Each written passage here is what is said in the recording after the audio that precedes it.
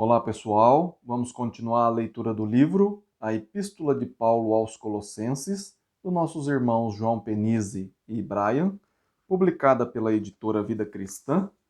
Vamos começar hoje a ler o capítulo 13, que fala sobre o lar cristão, que corresponde a Colossenses 3, de 18 até Colossenses 4, versículo 1. E diz o seguinte: Em Colossenses 3,18, começamos uma nova divisão de ideias. No capítulo 3, de 5 a 17, Paulo descreve, abre aspas, seja uma nova pessoa em Cristo, fecha aspas. No versículo 18 a 4:1, ele ordena, abre aspas, cumpra em Cristo suas responsabilidades pessoais, fecha aspas. O tema desta carta é a excelência de Cristo e da vida cristã. Desde que Cristo tenha a primazia em tudo, o cristão deixa que ele o ajude a cumprir as obrigações da vida cristã. Encontramos nesse trecho instruções sobre a família e sobre o trabalho. Em primeiro lugar, estudemos o que o Evangelho de Cristo ensina sobre o lar. Os princípios são simples e fáceis de entender, e, ao mesmo tempo, são poderosos para transformar o lar. Os versículos 18 e 19 apresentam as obrigações mútuas da esposa e do marido. No primeiro século, quando Paulo escreveu estas palavras, ninguém pensava sobre as obrigações do marido. O judaísmo e todas as religiões antigas, como regra geral, resumiam que todos os direitos pertenciam ao marido e todas as obrigações à esposa. O homem tinha todos os direitos: divorciar-se, sair de casa livremente e agir como quisesse. A posição da mulher era pouco acima da de uma escrava. Entretanto, no Novo Testamento, é evidente que, para Deus, os direitos da mulher são tão verdadeiros quanto os dos homens, os do marido. A responsabilidade básica da esposa cristã é ser submissa ao marido. Em Efésios 5, 22 a 24 e em 1 Pedro 1, de 1 a 6, o Novo Testamento diz a mesma coisa às esposas. Entre aspas, sede submissas. Quer dizer, sujeita-se, obedecer, obter, submeter-se e ceder ao controle, ao conselho do outro. Por que a esposa deve submeter-se ao marido? Porque ela é inferior? De forma nenhuma. O Evangelho de Cristo ensina que ela é igual ao homem. O versículo responde à pergunta. Abre aspas, como convém no Senhor, fecha aspas. É certo e decente no Senhor. A falta de submissão não convém e é imprópria. O Senhor Jesus quer que a relação seja esta. A submissão da esposa está de acordo com o plano original do Criador, para a instrução do casamento que ele mesmo iniciou. Deus sabe o princípio que conduz a um lar feliz. Por isso, a mulher deve casar-se com um homem a quem ela possa submeter-se. Se já é casada, está na hora de começar a demonstrar vontade de ser submissa ao marido. Quando Cristo visitou o mundo, veio pronto para submeter-se aos princípios divinos que ainda governava o lar. Mesmo sendo o Filho de Deus em quem foram criadas todas as coisas e em quem tudo subsiste, ele se submeteria a seus pais, Maria e José, dois humildes judeus. Lucas 2,51 diz que ele era-lhes submissos. Por quê? Porque, porque ele era inferior? Não, porque ele respeitava o lar como Deus o ordenara. Da mesma forma, quando uma mulher se casa, deve estar pronta a submeter-se aos princípios divinos que governam o casamento. Se Cristo podia submeter-se sem ser inferior, as mulheres podem fazer o mesmo. A sub, ao submeter-se ao marido, a mulher não é dispensada da obrigação de submeter-se a Cristo. Por isso, se ela precisa fazer uma escolha entre a submissão ao marido e a submissão a Cristo, deve escolher a Cristo. A obrigação do marido no estabelecimento de um casamento feliz e bem-sucedido acha-se no versículo 19. Se a esposa deve ser submissa ao marido, o homem tem, por sua vez, a responsabilidade de liderar, de ser o cabeça do lar. Não significa gozar de um privilégio, mas ter uma responsabilidade para cumprir. É um cargo muito importante conferido ao homem para que o lar seja feliz e bem manejado. Uma loja comercial precisa de gerente, o exército de general e o país de presidente. Da mesma forma, o lar necessita de um chefe. Não se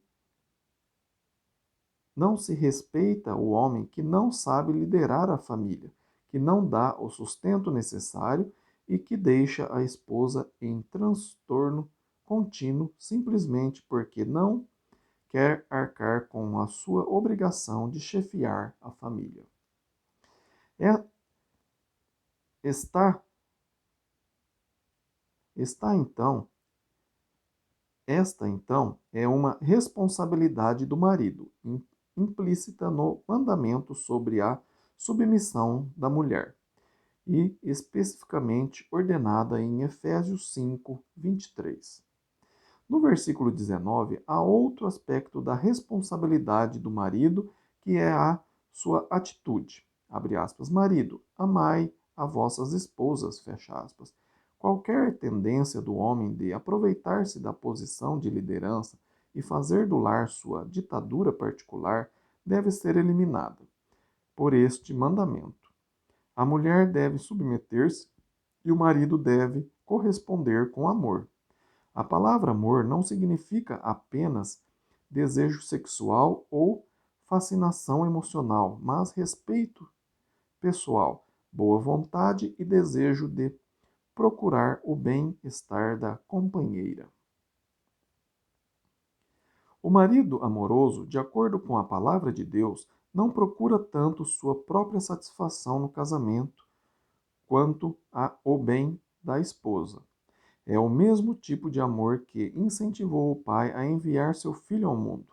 É o mesmo tipo de amor que motivou o filho a suportar os sofrimentos e a morte a fim de salvar-nos. Efésios 5, 25. Essas são as duas atitudes que unem o lar cristão, a submissão da esposa e o amor do marido. Elas produzem a verdadeira cooperação no casamento e a unidade íntima de duas pessoas que entendem suas obrigações. Sem essas atitudes, o casamento torna-se um fracasso e produz resultados negativos. A grande maioria dos delinquentes juvenis vem de lares transtornados e dividido pela falta dessas qualidades nos pais. O versículo 19 adiciona a admoestação de não tratar a esposa com amargura. O esforço de unir duas pessoas no casamento causa muito atrito. Sempre há fontes de irritação e o marido às vezes fica impaciente e aborrecido com certas falhas e certos desentendimentos. Mesmo assim, não deve tratar a esposa com amargura ou falar-lhe com aspereza. A ideia é não deixar que o ressentimento estrague o casamento. A felicidade do lar não depende só de boas relações entre o marido e a esposa, mas também de uma boa relação entre os pais e os filhos. Por isso, os versículos 20 e 21 estabelecem princípios básicos que ajudam pais e filhos a entenderem suas obrigações mútuas. Vamos notar primeiramente no versículo 20 as palavras, abre aspas, pois fazê-lo é grato diante do Senhor, fecha aspas. Observamos neste versículo e no 18 a ênfase sobre aquilo que convém no Senhor e que agrada ao Senhor. Cristo é a força ou o motivo primordial que transforma nossas relações com as outras pessoas. Por meio dele, o novo homem transformado pelo Evangelho não apenas acaba com todos os maus hábitos e vícios citados nos versículos anteriores, mas muda para o bem suas relações pessoais. Cristo tem a primazia e nele temos toda a esperança. Seguindo seus princípios, o cristão encontrará nova vida pessoal e social. Jesus está sempre presente para nos guiar e ajudar.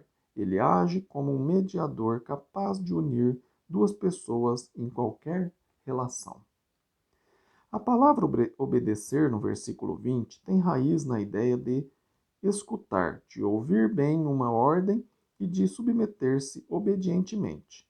Uma das maneiras de tentar escapar da necessidade de obedecer é fingir incapacidade de ouvir. O filho diz: Papai, desculpe, mas eu não ouvi quando o Senhor me disse para fazer aquilo. Este versículo adverte que a surdez voluntária não faz parte do caráter do bom filho. Deus quer que os cristãos sejam pessoas obedientes a Ele, e o filho que não obedece aos pais revela também rebelião contra o Pai Celestial. Mais uma vez, recordamo-nos do exemplo de Cristo. Jesus era um filho submisso aos pais. Tinha mais inteligência, mais conhecimento, mais sabedoria e até mais santidade do que Maria e José. Mas, apesar de tudo, ele era-lhes submisso. Portanto, nenhum jovem pode desculpar a desobediência aos pais dizendo, abre aspas, meus pais são ignorantes e atrasados, fecha aspas. Se o Filho de Deus submeteu-se a seus pais humildes, o jovem mais inteligente e instruído deve obedecer também a seus pais, entre aspas, atrasados. O versículo diz, entre aspas, em tudo, os filhos que servem a Cristo têm a ordem de obedecer aos pais em todos os pontos. Há apenas uma exceção possível. Se os pais mandam o filho fazer algo contra a vontade de Deus, revelada na Bíblia Sagrada, então o filho deve seguir o que Deus manda. Atos 5, 29 ensina, abre aspas, antes importa obedecer a Deus do que aos homens, fecha aspas. Uma razão por que os filhos começam a obedecer aos pais e desrespeitá-los é que estes não demonstram compreensão e irritam os filhos. Versículo 21.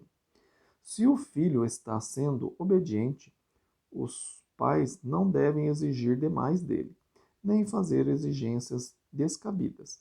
Não deve humilhar o filho diante dos outros. Muitos pais levam uma vida tão ocupada e agitada que não lhes resta tempo para pensar muito nos filhos. A falta de entrosamento e de entendimento dos pais provocam irritação por parte dos filhos. Na época dos romanos, a lei era muito severa. O pai tinha o direito de forçar o filho a trabalhar pesado, de vendê-lo como escravo ou de condená-lo à morte. Tais direitos e tais severidade não existem mais. Porém, ainda há pais que tratam os filhos com rigor, corrigindo os demais. Os pais não devem irritar os filhos porque os resultados podem ser desastrosos. Como um prisioneiro em campo de concentração, o filho pode ficar desanimado, sem espírito, sem vigor, sem esperança e sem coragem para enfrentar a vida. O dever do pai não é só de castigar, mas de encorajar também.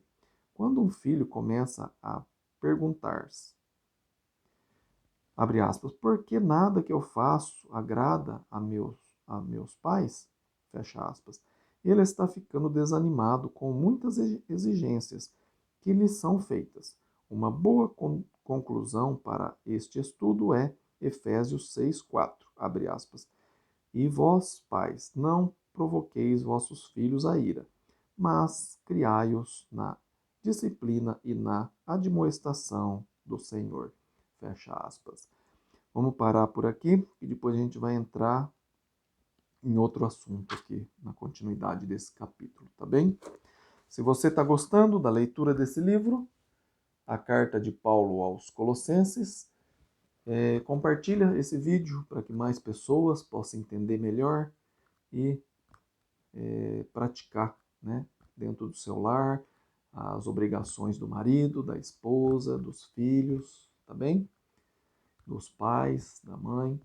E se você tem alguma dúvida disso ou de algum outro coisa da Bíblia, você escreva aí para mim. Meu e-mail está aí, ronaldozm@gmail.com.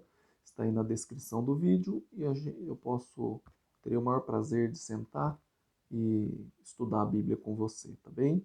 Se você mora longe, a gente pode fazer isso também pelo celular.